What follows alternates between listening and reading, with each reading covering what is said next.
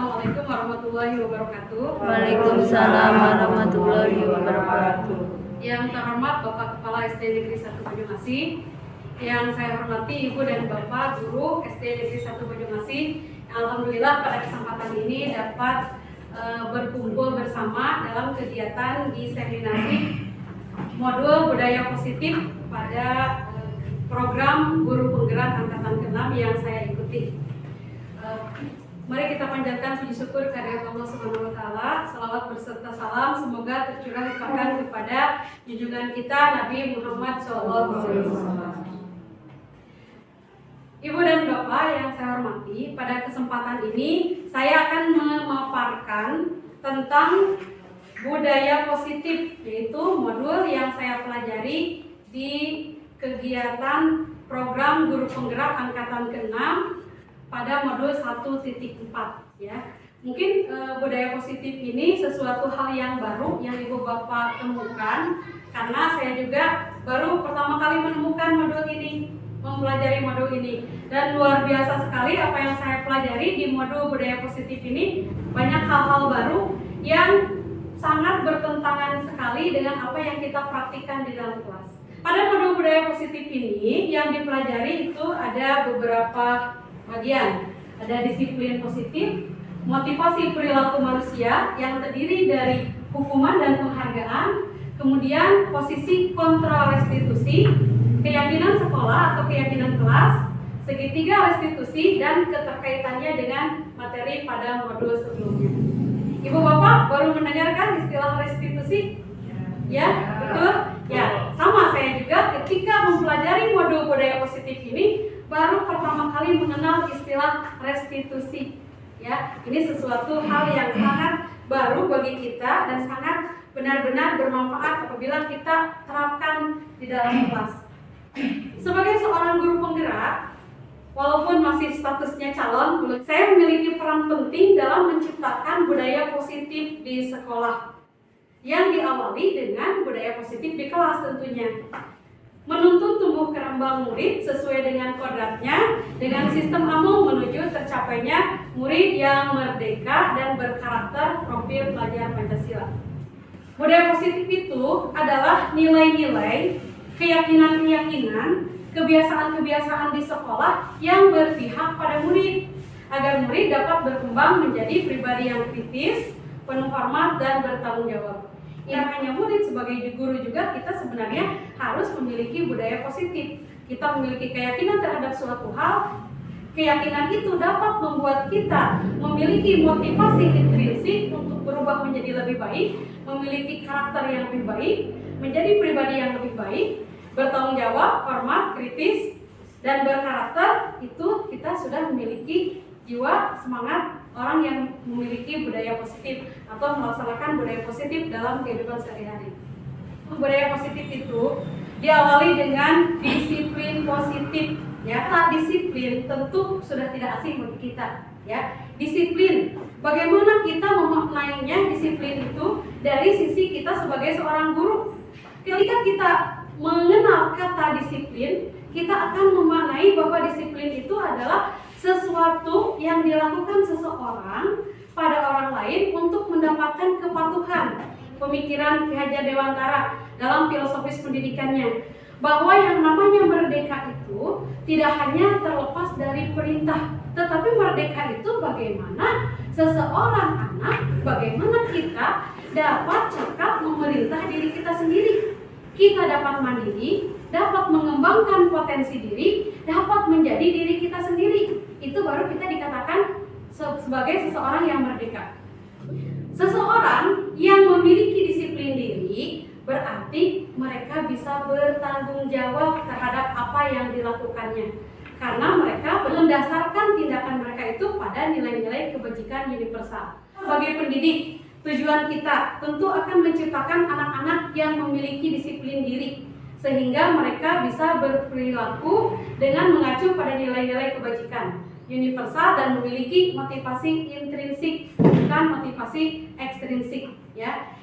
Nah, kita yang berada di naungan lembaga pemerintah, Kementerian Pendidikan ya, dan Kebudayaan, tentu memiliki nilai-nilai kebajikan universal yang sudah kita tahu, yaitu profil pelajar Pancasila, ya. Beriman, bertakwa kepada Tuhan Yang Maha Esa, berakhlak mulia, mandiri, bernalar kritis, berkebinekaan global, bergotong royong dan kreatif. Ya, ada 3 motivasi, ya, perilaku manusia itu. Yang pertama, motivasinya adalah untuk menghindari ketidaknyamanan atau hukuman. Yang kedua, untuk mendapatkan imbalan atau penghargaan dari orang lain, termasuk mendapatkan pujian. Yang ketiga, untuk menjadi orang yang mereka inginkan dan menghargai diri sendiri dengan nilai-nilai yang mereka percaya. Orang anak, dia akan berperilaku apapun tentu karena punya motivasi. Kalau anak menghindari ketidaknyamanan atau hukuman, misalkan anak duduk diam, anak duduk rapi, anak mengerjakan tugas. Apa motivasinya mengerjakan tugas? Supaya tidak dihukum oleh guru, supaya tidak dihukum oleh guru, supaya tidak dikedepankan, supaya tidak malu. Nah, ini berarti anak tersebut mengerjakan tugas, melakukan suatu hal atau berperilaku karena dia ingin menghindari ketidaknyamanan atau hukuman.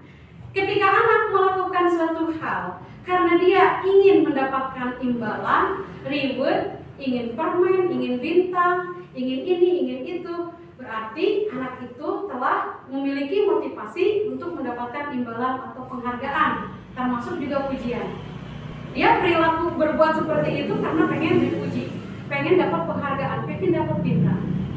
Yang ketiga, motivasi perilaku manusia itu untuk menjadi orang yang mereka inginkan, yang menghargai diri sendiri, yang merdeka. Nah, ini anak yang merdeka. Dia melakukan sesuatu karena atas dasar dia ingin menghargai dirinya. Dia ingin menghargai nilai-nilai yang dia percaya. Karena dia ingin merdeka. Bukan karena ingin mendapatkan imbalan, penghargaan, pujian, atau menghindari hukuman dari guru. Tentu, dari ketiga motivasi ini, yang paling bagus tentu motivasi perilaku itu adalah yang kita inginkan, motivasi perilaku yang ketiga. Anak ingin menghargai dirinya sendiri, ingin menjadi anak yang merdeka, ya. Tujuan disiplin positif, ya. Tadi kalau disiplin itu cenderung dengan ketidaknyamanan. Tetapi disiplin positif itu berarti anak melakukan disiplin karena dia ingin menghargai dirinya sendiri. Itu bedanya dengan disiplin yang kita pahami selama ini, ya. Disiplin positif bertujuan untuk menanamkan motivasi pada murid-murid kita agar menjadi orang yang mereka inginkan, yang menghargai diri sendiri dengan nilai-nilai yang mereka percaya. Ketika murid-murid kita memiliki motivasi tersebut, mereka telah memiliki motivasi intrinsik yang berdampak jangka panjang. Motivasi yang tidak akan terpengaruh oleh hukuman ataupun hadiah, ya. Mereka tetap akan berperilaku baik, berlandaskan nilai-nilai kebajikan karena mereka memang benar-benar ingin menjunjung tinggi nilai-nilai yang mereka hargai. Karena mereka memang benar-benar ingin menghargai dirinya, ingin jadi anak yang merdeka. Bukan karena disiplin, karena ingin mendapatkan pujian, penghargaan, atau menghindari hukuman. Nah, itulah yang disebut dengan disiplin positif. Beda dengan apa yang kita pahami sebelumnya, dengan yang saya pahami sebelumnya. Sebelumnya saya memahami disiplin itu anak duduk rapi, kamu diam, perhatikan ibu. Anak harus begini, harus begitu, semau kita. Baru kamu disiplin. Kamu harus disiplin seperti itu. Padahal sebenarnya disiplin positif yang diharapkan itu anak disiplin melakukan hal-hal yang baik bukan karena kita perintah, bukan karena adanya peraturan atau adanya hukuman, tapi karena anak-anak yakin saya harus seperti itu. Itulah tumbuhnya motivasi intrinsik dalam diri sendiri yang kita harapkan pembelajarannya seperti itu. Saya pun di modul 1.4 ini baru, oh iya saya tersadar, Ibu Bapak, oh ternyata iya ya, benar sekali gitu. Selama ini saya telah salah dalam memahami makna kata disiplin. Padahal sebenarnya disiplin itu bukan disiplin yang seperti saya pahami sebelumnya. Oke, Ibu, Bapak, ada hukuman, konsekuensi, dan restitusi. Nah, kira-kira nih menurut Ibu Bapak, apa bedanya dari ketiga hal ini? Ada hukuman, konsekuensi, dan restitusi. Restitusi mungkin baru mendengar ya, saya pun sama baru memahami di modul 1.4. Tapi kalau hukuman kan kita tahu, sama-sama tahu ya. Konsekuensi kita juga sama-sama paham. Nah, bedanya Ibu Bapak, hukuman, konsekuensi, dan restitusi itu dari beberapa hal yang dapat kita identifikasi. Hukuman itu tidak nyaman bagi anak selama untuk jangka waktu panjang. Kita menghukum anak yang terlambat, kemudian memperlambat, sok berdiri di pojok, jabat tangan gini. Kan itu hukuman ya. Anak itu selamanya akan merasakan ketidaknyamanan bahkan seumur hidupnya. Bisa jadi seperti itu. Oke, kemudian konsekuensi. Konsekuensi itu akan membuat tidak nyaman anak untuk jangka waktu pendek. Kalau konsekuensi berdasarkan aturan, apa konsekuensinya kamu? Ketika kamu melakukan suatu kesalahan, kamu harus bagaimana? Itu kan tidak nyaman, tapi tidak nyamannya lebih kepada ketidaknyamanan sesaat. Misalkan anak yang menumpahkan air atau menyenggol temannya, otomatis kan dia harus membersihkan lantai. Dia tidak nyaman pada saat itu, tapi tidak terlalu membekas jangka panjang. Ini konsekuensi. Kemudian restitusi. Restitusi ini beda dengan hukuman dan konsekuensi. Restitusi ini akan menguatkan pribadi murid untuk jangka waktu panjang. Kemudian ini untuk hukuman ya. Hukuman itu tidak terencana atau tiba-tiba. Murid tidak dilibatkan dan bersifat satu arah, berupa fisik atau psikis. Ya, kita memarahi anak mendadak gitu. Misalkan anaknya sedang ngobrol, saya marahi anak itu mendadak. Kamu gini, itu hukuman lisan, ya. Hukuman secara lisan, dimarahi, dibentak di depan teman-temannya. Kamu diam nggak? Kamu bisa ini nggak? Kamu itu nggak? Nah, contohnya di sini nih ngobrol terus dari tadi. Ini masa lalu saya, Ibu Bapak. Ya, saya sampaikan kepada Ibu Bapak bahwa saya sudah merefleksi. Ternyata banyak hal-hal baru di modul 1.4 ini. Saya pun dulu begitu. Kalau memarahi anak itu, saya marah di depan teman-temannya. Kamu kenapa sih nggak bisa diam? Kamu begini begitu dan seterusnya. Ya, kita marah sambil nunjuk-nunjuk kadang. Ternyata itu adalah hukuman yang bersifat lisan. Tuh. Kalau hukuman yang bersifat fisik, mungkin Ibu Bapak zaman kita sudah tidak lagi ya. Tetapi di zaman dulu kita kan suka juga dicepret sama guru pakai penggaris gitu ya, dijewer, digebuk. Zaman dulu pun suka. Tapi kalau sekarang Ibu Bapak guru ibu-ibu kelas 1, kelas 2 sudah tidak dijewer lagi kan begininya. Nah, sudah tidak ada jewer-jewer. Tapi kalau hukuman psikis, lisan mungkin masih ya. Pak Jejen masih kan? Masih Kak Jejen juga ya. Kemudian konsekuensi. Nah, konsekuensi ini terencana. Ada aturannya, dibuat kesepakatan. Kita kalau di kelas kan suka membuat peraturan kelas ya. Anak bahkan ini Ibu Bapak, pengalaman saya sendiri, saya pernah membuat peraturan kelas yang ternyata ya Allah, itu kok saya bisa sih sampai bikin peraturan seperti itu. Peraturan kelasnya adalah kalau anak yang terlambat didenda 1.000 gitu. Dan anak-anak itu sepakat pada waktu itu didenda 1.000. Jadi anak-anak yang terlambat, kamu terlambat, denda 1.000. Anak melakukan kesalahan ini, denda 1.000. Uang kas banyak. Ternyata itu uang kas dari hasil denda-dendaan gitu. Sekarang saya menyadari, astagfirullah, kok bisa saya dulu seperti itu, membuat peraturan seperti itu. Itu konsekuensi mereka ya, yang diterima bila ada pelanggaran. Anak melanggar, otomatis mereka mengeluarkan uang 1.000 bayar, dan kesepakatannya juga di awal seperti itu. Tetapi sebenarnya dengan peraturan itu anak dibuat tidak nyaman. Memang benar Ibu Bapak, kita pahami ya. Kalau misalkan semua orang sudah punya keyakinan, punya nilai-nilai kebajikan dalam dirinya, ngapain ada peraturan? Untuk apa ada aturan? Aturan itu ditegakkan sebagai konsekuensi nanti kalau ada yang melanggar. Kalau kita yakin tidak ada yang melanggar, kita tidak perlu ada aturan. Jadi yang ada itu adalah keyakinan. Oh iya, awalnya saya masa sih begitu, tapi dipikir lagi, iya benar ya.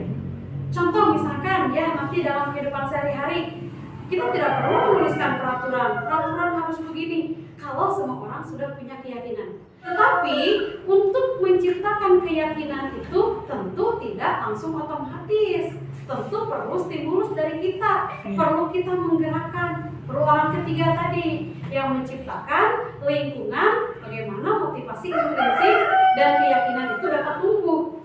Tidak semerta kita anak-anak kamu harus punya keyakinan terus begini, tidak bisa. Tetap itu berproses. Nah, ini penghargaan Ibu Bapak di modul 1.4 yang saya pelajari, ternyata saya ditempeleng lah ibarat teman dari penghargaan ini. Penghargaan dan hukuman adalah cara mengontrol perilaku seseorang yang menghancurkan potensi untuk pembelajaran yang sesungguhnya. Jadi intinya kita pahami Ibu Bapak, mungkin Ibu Bapak masih bingung dengan kalimat ini, bahwa penghargaan dan hukuman itu sama derajatnya, sama levelnya. Penghargaan itu setara dengan hukuman. Karena penghargaan dan hukuman adalah cara mengontrol perilaku seseorang yang menghancurkan potensi untuk pembelajaran yang sesungguhnya. Secara ideal, tindakan belajar itu sendiri adalah penghargaan sesungguhnya. Contoh Ibu Bapak begini, dalam suatu kasus, ketika kita punya anak didik itu mampu mengerjakan tugas dengan baik. Kamu bagus sekali, tulisannya bagus, lukisan kamu bagus, suara kamu bagus, dan sebagainya. Kita puji anak tersebut, kita berikan reward, ya. Anak kan bangga. Kita beri reward, ini hadiah buat kalian. Permen lah, uang lah, bintang lah, dan sebagainya. Ketika anak merasakan kebanggaan itu, mereka diberikan hadiah, diberikan penghargaan, sebenarnya itu adalah melawan kodratnya untuk bahagia karena perjuangan. Bisa dipahami tidak? Maksudnya begini, anak ketika mereka mampu belajar, mampu mengerjakan tugas dengan baik, dia kan bahagia. Dalam dirinya itu tumbuh rasa bahagia. Karena bahagianya itu karena apa? Karena dia mampu mengaktualisasikan dirinya, mampu bekerja keras, anak itu mampu menghargai dirinya. Itu adalah proses alami. Bahagia karena saya bisa, bahagia karena saya berjuang, bahagia karena saya berlatih, bahagia karena saya meyakini nilai-nilai dalam diri saya. Tetapi ketika diberikan penghargaan, kebahagiaan anak yang alami itu jadi semu, jadi pudar. Dia bahagia, alhamdulillah dapat hadiah dari ibu guru, alhamdulillah dapat permen. Jadi ini merusak kebahagiaan alaminya. Itu maksud yang dipelajari, yang saya pahami di modul budaya positif. Itu. Nah, ini pendapat ahli ya, bukan pendapat saya pribadi. Menurut Alfikon, penghargaan itu hanya berpengaruh jangka pendek. Ketika orang diberi penghargaan, itu dia akan bagusnya pada saat diberi penghargaan. Anak lomba menari, lomba menyanyi, lomba baca puisi. Ketika diberi penghargaan, mereka itu akan bagus. Tetapi ketika tidak ada penghargaan, dia tidak berkembang semaksimal seperti akan diberikan penghargaan. Kita lihat anak didik kita ketika tidak lomba, mana mereka berlatih dengan sendiri atas kesadaran diri sendiri. Saya mau berlatih puisi, pengen latihan puisi karena saya bisa puisi. Bagaimana caranya saya berlatih puisi? Saya berlatih puisi, masuk direkam sendiri, bikin channel YouTube sendiri. Itu baru anak yang memiliki motivasi intrinsik. Tetapi yang kita hadapi sekarang anak-anak yang tidak seperti itu. Ayo lomba, kamu ikut, kamu dapat penghargaan, kamu dapat hadiah. Berpengaruhnya jangka pendek. Jangka panjangnya anak itu tidak produktif, tidak kreatif. Biasa saja, turun dari menteri ditoya mah jadi gebrang. Penghargaan juga tidak efektif seperti tadi ya, tidak efektif. Penghargaan merusak hubungan. Maksudnya merusak hubungan itu ketika ada anak yang berlomba untuk mendapatkan penghargaan. Anak A, B, C. A menang penghargaan, yang B dengan yang C tidak menang. otomatis dari ketiga anak itu bisa terjadi hubungan yang rusak. Si itu mau menang meren, jurina dulurna curangan. Jadi ada rasa ambek kepada temannya. Saya tidak menang nih, meren jurina kieu, meren teman saya mah begini begitu. Pantasnya mereka menang karena begini karena begitu. Itu akan merusak hubungan. Penghargaan mengurangi ketepatan, ya. Orang yang diberi penghargaan nanti ke depannya itu cenderung tidak tepat dalam melakukan sesuatu. Ini bukan pendapat saya, tapi menurut ahli Al-Fiqh. Penghargaan menurunkan kualitas, penghargaan mematikan kreativitas.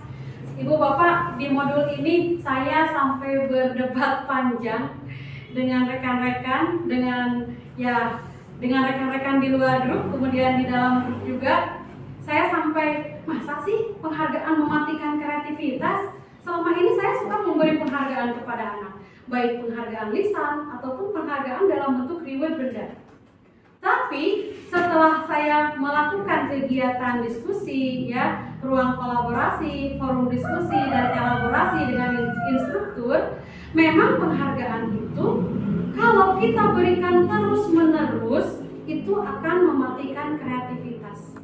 Orang-orang yang kita berikan penghargaan, dia kreativitasnya hanya seperti itu saja. Beda dengan orang-orang yang memang punya motivasi dalam dirinya untuk kreatif. Itu akan lebih maksimal menunjukkan kreativitasnya. Beda dengan orang yang diberikan penghargaan. Ini hasil penelitian. Penghargaan menghukum, ya, menghukum yang sama seperti tadi yang merusak hubungan juga. Nah, motivasi dari dalam diri. Yang kita inginkan bahwa anak-anak ini memiliki motivasi dari dalam diri, bukan karena adanya penghargaan, bukan karena adanya ujian atau menghindari hukuman dan ketidaknyamanan. Lanjut ibu bapak ya, tentang restitusi. Nah, ini restitusi, istilah baru nih. Mungkin bapak baru mendengar juga ya pak, restitusi. Restitusi itu adalah sebuah pendekatan untuk menciptakan disiplin positif. Restitusi itu pendekatan. Bagaimana kita menciptakan disiplin positif, yaitu disiplin yang tumbuh karena motivasi internal, bukan karena adanya peraturan-peraturan ataupun hukuman-hukuman. Itu yang disebut dengan restitusi. Proses menciptakan kondisi murid nih, menurut pendapat dosen, restitusi adalah proses menciptakan kondisi bagi murid untuk memperbaiki kesalahan mereka sehingga mereka bisa kembali pada kelompok mereka dengan karakter yang lebih kuat. Ya. Ketika anak melakukan suatu kesalahan, kita tidak ingin anak tersebut menjadi anak yang malah jadi down. Ya. Anak melakukan kesalahan. Semua manusia itu pasti pernah melakukan kesalahan, bukan hanya anak tersebut, kita juga. Tapi bagaimana kita sebagai pendidik untuk menumbuhkan dari kesalahan tersebut, anak tersebut lebih kuat, bukan malah anak yang jadi lemah. Saya merefleksikan pengalaman pembelajaran yang saya lakukan di kelas ketika saya menangani anak-anak yang melakukan kesalahan. Saya cenderung lebih membuat anak tersebut malah jadi down, malah anak tersebut jadi malu, nggak enak dan sebagainya, malah tidak berkembang. Ya, tetapi setelah saya mempelajari modul 1.4 budaya positif ini, ternyata ada cara yang paling bagus. Bagaimana kita membuat kesalahan itu malah bukan melemahkan, tapi malah menguatkan.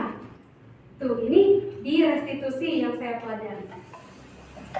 Restitusi juga adalah proses kolaboratif yang mengajarkan murid untuk mencari solusi masalah dan membantu murid berpikir tentang orang seperti apa yang mereka inginkan dan bagaimana mereka harus memperlakukan orang lain. Saya lanjutkan dulu. Jadi restitusi tadi adalah pendekatan, ya. Restitusi membantu murid menjadi lebih memiliki tujuan. Disiplin positif memulihkan dirinya setelah berbuat salah. Kesalahan itu membuat orang menjadi lebih kuat karakternya, bukan menjadi orang lebih lemah. Penekanan penekanannya bukan pada bagaimana berperilaku untuk menyenangkan orang lain, bukan bagaimana berperilaku untuk menyenangkan orang lain atau menghindari ketidaknyamanan. Namun tujuannya adalah menjadi orang-orang yang menghargai nilai-nilai kebajikan yang mereka percayai. Ini restitusi. Nah, ciri-ciri restitusi. Satu, restitusi bukan untuk menebus kesalahan, namun belajar dari kesalahan. Kalau menebus kesalahan kan begini, anak melakukan salah, kamu yang ngepet, kamu tadi menumpahkan air, kan itu menebus kesalahan ya.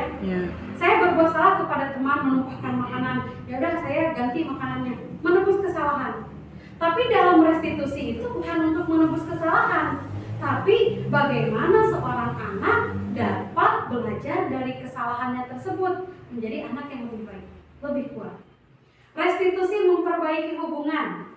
Ketika kita melakukan restitusi sebagai seorang pendidik, kita itu malah mendekatkan diri kita kepada murid.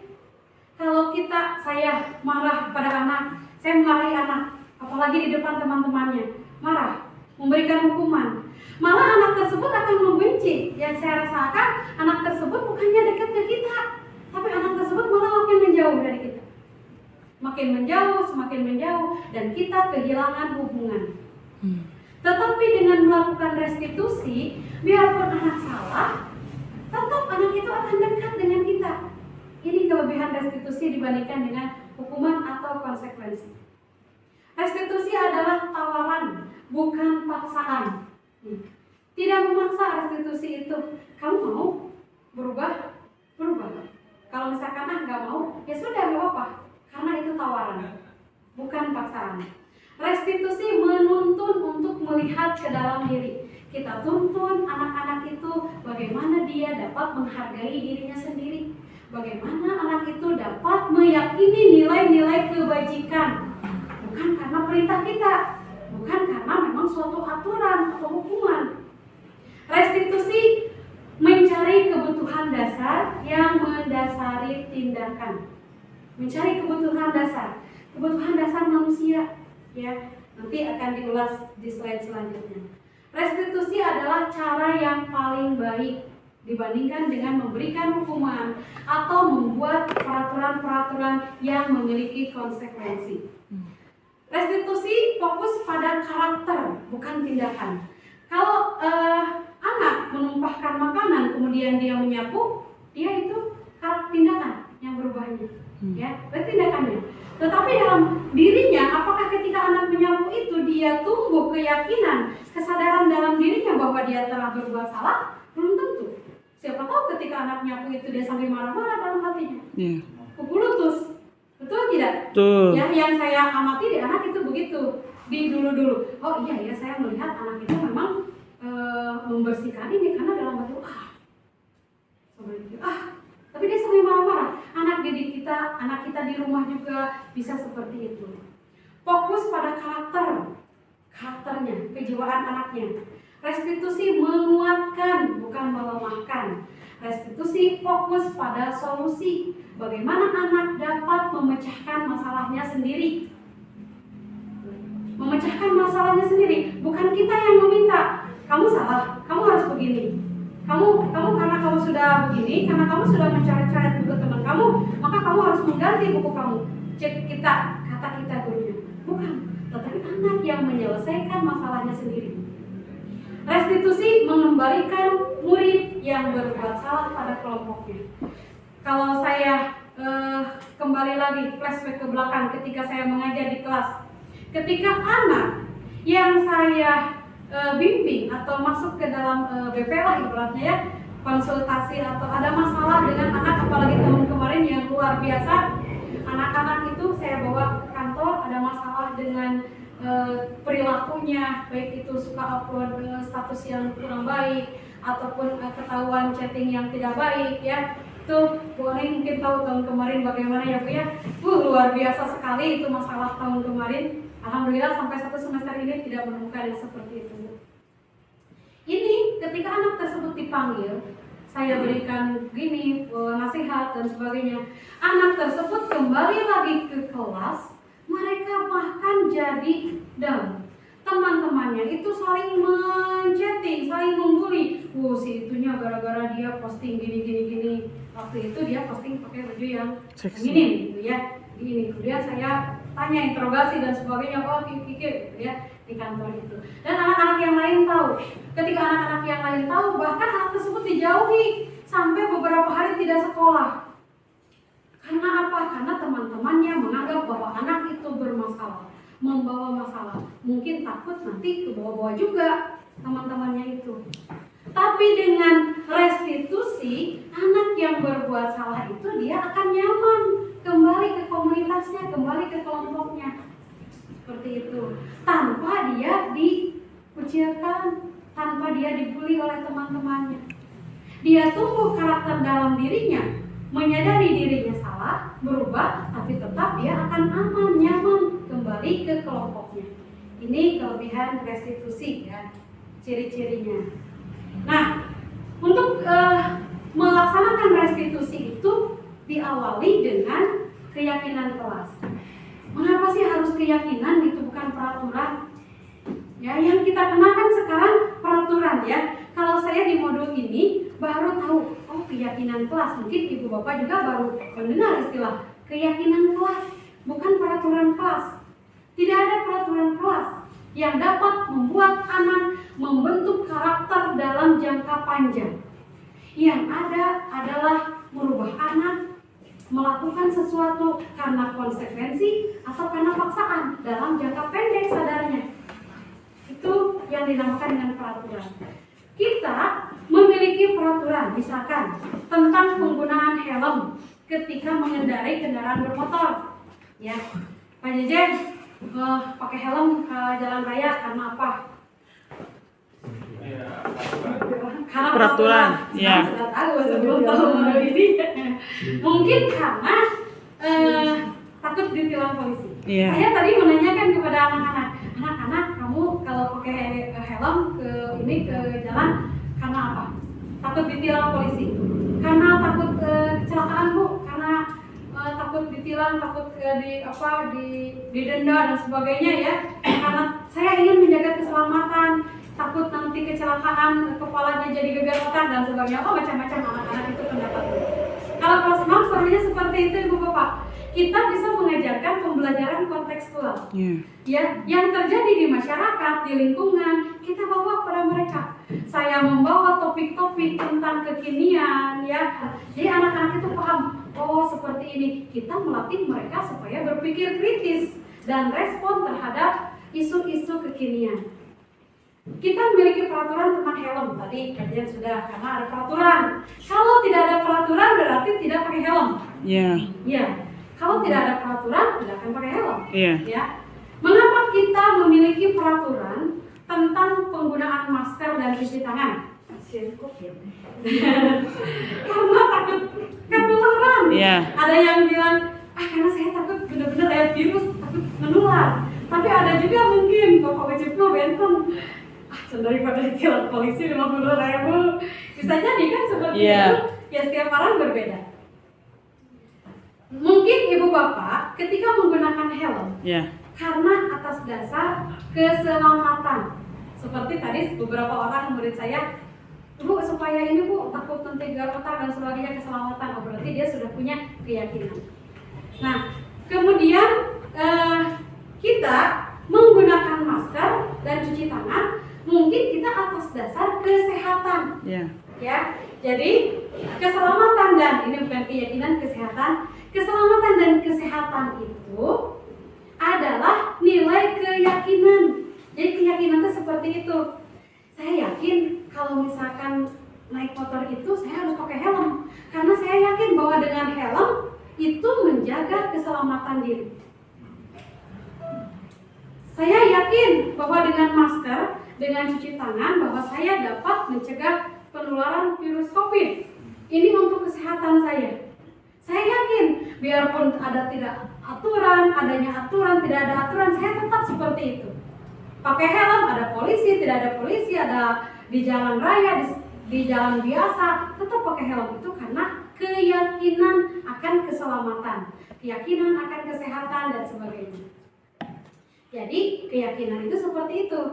Nilai-nilai keselamatan atau kesehatan tadi disebut keyakinan, yaitu nilai-nilai kebajikan universal yang disepakati secara tersirat dan tersurat, lepas dari latar belakang suku, negara, bahasa maupun agama. Ya, ini global di seluruh dunia seperti itu.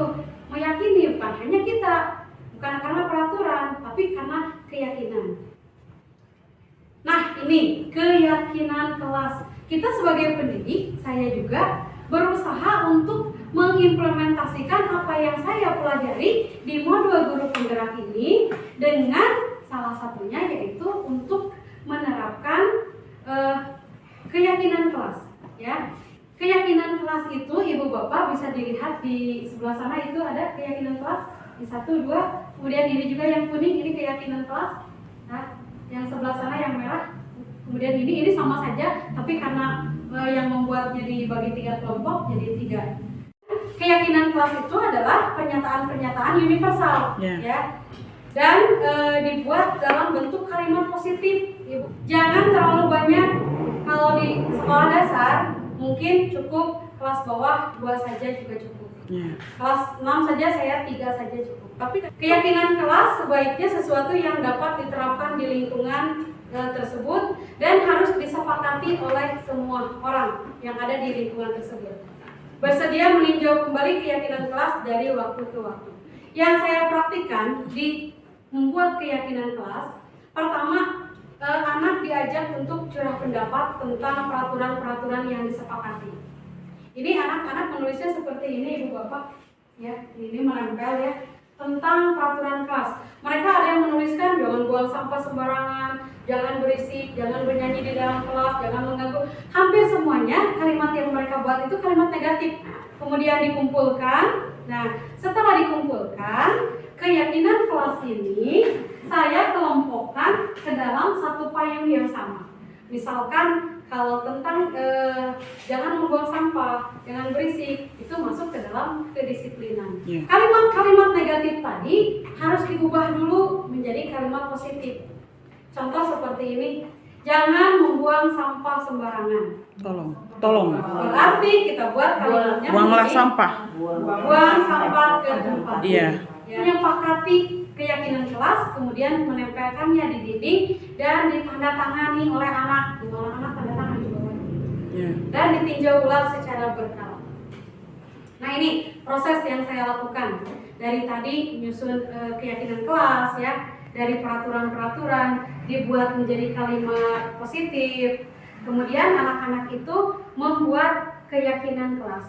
Keyakinan kelas kami ada 3. 1, disiplin. 2, itu percaya diri.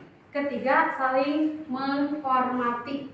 Ya, ada 3. Dari disiplin itu tentu akan lebih banyak lagi hal-hal yang berkaitan dengan disiplin. Menurut pengalaman saya selama pembelajaran itu, percaya diri itu memang sangat benar-benar diperlukan sebagai modal anak untuk dapat kreatif. Ketika anak tidak punya rasa percaya diri, anak itu tidak akan berkembang. Sebagus manapun idenya dalam dirinya, tapi tidak punya rasa percaya diri, dia tidak dapat mengomunikasikan kepada orang lain, dan idenya itu hanya dipendam dari dirinya sendiri. Dan yang ketiga, saling menghormati, ya, saling menghormati dengan teman, pada guru dan sebagainya. 5 kebutuhan dasar manusia nih. 1, bertahan hidup, kasih sayang, rasa diterima, kebebasan, kesenangan, penguasaan. Seorang itu melakukan suatu hal itu karena memang dia ingin kebutuhan dasarnya, memenuhi kebutuhan dasarnya. Hubungan kebutuhan dasar dengan motivasi, ya. Kalau kebutuhan dasar terpenuhi, berarti itu akan lebih mudah untuk tumbuh motivasi intrinsik. Nah, 5 posisi kontrol restitusi. Tadi kita belajar mengulas sedikit tentang teori stimulus respon. Pada zaman dulu kita kuliah, ya. Sekarang juga masih stimulus respon. Sinta? Ya. Stimulus respon itu sudah layak dipakai di kurikulum merdeka. Tapi kita pakai posisi kontrol restitusi. Seperti apa posisi kontrol itu? Ada posisi sebagai penghukum, pembuat merasa bersalah, teman, pemantau, atau manajer. Ada 5 posisi kontrol. Ya. Contoh penghukum misalkan, anak yang masuk ke sekolah terlambat disuruh keliling lapang. Nyambung tidak antara keterlambatan dia dengan keliling lapang? Tidak. Sebenarnya itu tidak nyambung ya. Tidak. Jadi dihukum gitu. Kemudian posisi kontrol guru sebagai pembuat merasa bersalah. Anak datang sini, kamu ini gimana sih? Dimarahin gitu anaknya. Sampai anak itu merasa, oh iya saya salah banget, sedih gitu, dimarahin. Nah itu pembuat merasa bersalah guru teh. Kemudian ada juga posisi kontrol guru sebagai seorang teman. Kalau saya lebih seperti itu dulu, seperti sebagai seorang teman. Anak masuk, kamu mah keberangan deh ya duduk. Biasanya ada lagi posisi kontrol sebagai seorang pemantau yang menerapkan aturan. Kamu tahu nggak ini aturannya gimana? Ya kamu harus begitu, ini kan aturannya gini. Nah itu pemantau. Kalau posisi yang terakhir adalah sebagai seorang manajer. Kalian kamu jadi anak? Saya Sekarang keliling lapangan basket 5 kali sekali. Nah itu penghukum. Kamu senang ya? Nah ini ya seperti ini, saya skip aja ibu bapak. Oke lanjut. Nah nih kita ke hampir finish ke segitiga restitusi. Ada 3 bagian dari segitiga restitusi itu. Yang pertama adalah menstabilkan identitas, kedua validasi tindakan yang salah, ketiga adalah menanyakan keyakinan. Dari segitiga restitusi tersebut tidak harus berurutan. Mau menstabilkan identitas dulu boleh, mau ini dulu boleh. Nah ini praktik baik segitiga restitusi di kelas saya. Saya telah menerapkan praktik baik segitiga restitusi pada beberapa kasus. Yang pertama yang saya praktikan yaitu kasus anak yang kurang percaya diri. Ya, ini ada anak yang kurang percaya diri. Ini tahu ya, jangan sebutin namanya. Sampai orang tuanya ke rumah, gitu ya. Yang anak yang konsultasi tidak percaya diri. Saya menerapkan segitiga restitusi pada anak tersebut. Alhamdulillah saat ini anak tersebut bisa diterima oleh teman-teman sekelas. Anak tersebut bisa memahami dirinya, kelebihan dirinya, kekuatan dirinya, bisa bergaul dengan orang lain dan tidak minder orang. Ada lagi anak satu lagi ini yang kurang percaya diri juga. Bu Yuni kemarin lihat ya Bu Yuni ya, ada anak yang nangis ketika Bu Yuni ke kelas ini. Oh lagi apa kata Bu Yuni? Kalau sampai nangis ya, ini anak yang kurang percaya diri. Saya lakukan restitusi sampai dia menyadari dirinya sendiri dan sekarang dalam tahap perubahan. Kalau yang ini sudah berubah banget gitu. Kalau yang ini sekarang lagi dalam proses baru sedikit-sedikit mulai berubah. Itu saya lakukan restitusi. Anak yang sering tidak masuk sekolah juga, ya, saya lakukan restitusi. Anak yang sering tidak masuk sekolah, saya tanyakan keyakinan kelas kita seperti apa yang bisa kamu perbaiki. Jadi yang membuat solusinya itu bukan guru, tapi anak. Anak yang sering membuat gaduh di kelas juga. Ayo anak teh ngobrol, berisik, mengganggu teman dan sebagainya. Ini anak dilakukan oleh kita praktik segitiga restitusi. Ketika melakukan segitiga restitusi, contoh dalam kasus anak yang tidak percaya diri, ya. Pertama, yang saya lakukan adalah menstabilkan identitas. Kamu kenapa tadi kamu begitu? Misalkan malu ke depan dan sebagainya. Oh iya, kamu gak usah malu. Kamu gak usah malu. Ibu juga pernah seperti itu. Ibu pernah di posisi kamu ketika ibu zaman sekolah dulu. Pernah jadi anak yang sangat pemalu, bahkan nyanyi ke depan juga tidak tamat, tidak beres. Baru 1 baris, saya ingat waktu itu lagu Pandang Langit Penuh Bintang Bertaburan, langsung lari karena saking malunya tidak percaya diri. Kalau anak berbuat salah, kita tanya, kamu tahu nggak kenapa ibu memanggil kamu ke sini?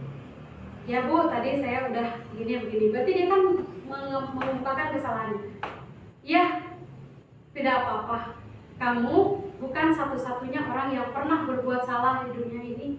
Ibu pernah, teman-teman kamu juga pernah.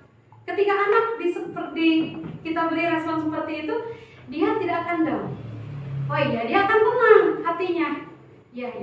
Berarti bukan dia saja yang pernah berbuat salah. Setelah itu, ya, setelah distabilkan identitasnya, kemudian divalidasi tindakan yang salah. Ya, validasi tindakan yang salah. Kamu tahu kan bahwa itu adalah suatu kesalahan? Ya, tahu. Kenapa itu menurut kamu salah? Karena kalau saya dengan melakukan ini, saya akan mengganggu teman saya jadi tidak nyaman dan sebagainya. Validasi tindakan yang salah. Jadi anak itu tahu bahwa dia itu salah. Kita tidak mendikte, kamu salah, kamu begini, kamu begitu. Tapi kita menanyakan ke anak, mengembalikan ke anak bagaimana mereka memvalidasi kesalahan mereka. Kemudian yang ketiga adalah menanyakan keyakinan.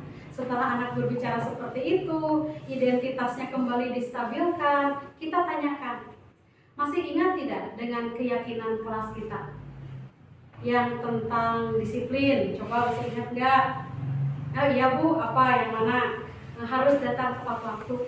Dia masih ingat. Kalau dia tidak ingat, coba baca lagi keyakinan kelas. Nah, ketika dia menyampaikan keyakinan kelas, tanya lagi, masih yakin tidak dengan keyakinan itu? Kalau anak bilang, ya Bu, saya masih yakin dengan keyakinan itu, kita tanya kembali, kalau kamu masih punya keyakinan seperti itu, apa yang akan kamu lakukan untuk memperbaiki diri kamu supaya lebih baik? Jadi kita nanya ke anak, bukan kita yang meminta, kita nanya ke anak, apa yang akan kamu lakukan supaya kamu bisa datang tepat waktu? Besok saya mau datang pagi-pagi Bu, mau bangunnya pagi, mau ini, mau itu. Jadi mereka yang membuat solusi sendiri dari permasalahan itu. Nah, ini di modul ini memang di awal-awal ibu bapak pasti masa sih efektif atau tidak ya, tapi mari kita praktikkan bersama apakah benar-benar ini efektif atau tidak. Jangan efektif tidaknya, jangan melihat sisi kita. Kalau melihat sisi kita efektif atau tidak, anak diam, anak rapi, menurut kita efektif.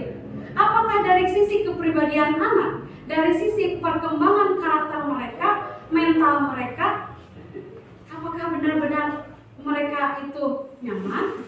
Apakah benar-benar itu berimbas positif atau justru akan melemahkan, justru akan menurunkan karakter mereka?